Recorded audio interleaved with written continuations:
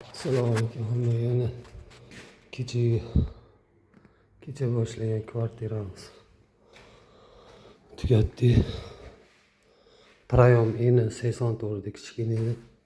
Qisqartirib qo'ydik. Bu ham kichkina edi, buni ham qisqartirib qo'ydik.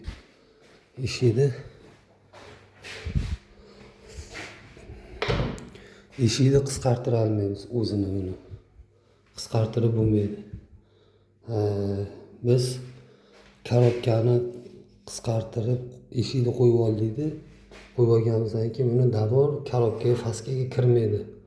Kirmagani uchun shu kichiklik hisobiga kirmaydi, faska yo'qolib ketadi, kesib tashlaganmiz.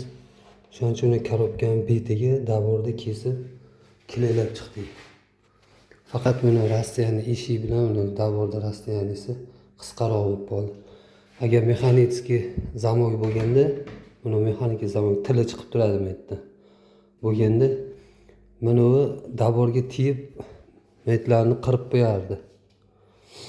Hozir bu magnit hech nima qilmaydi, tegmaydi davorga. Yaxshi turaveradi. Tayini ham uni narxi bor deydi, двойной qilib yopib yubordik, laminatda beroqdan kesgan. Tagiga tushmadi, o'yinga qo'yganimizda. Devori anchagina qiyshar ekan, plintoslarni qo'yib, zamosklar qilib qo'ydik. Tualetni ichini ko'rsataman. Bu ham shunaqa bo'ldi. Davorni korobkaga kilaylaganmiz.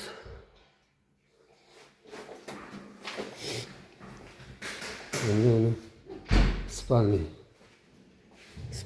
eshigiga o'z rasmiga to'g'ri tushgan.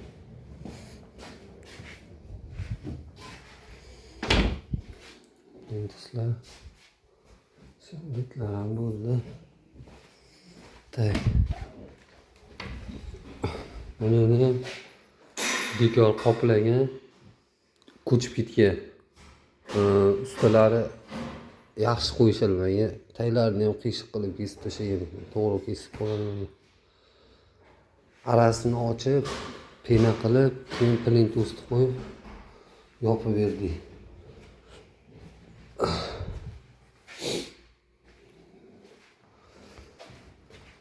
İşimiz bitti. Endi keyingi ishga. Hammaga assalomu alaykum.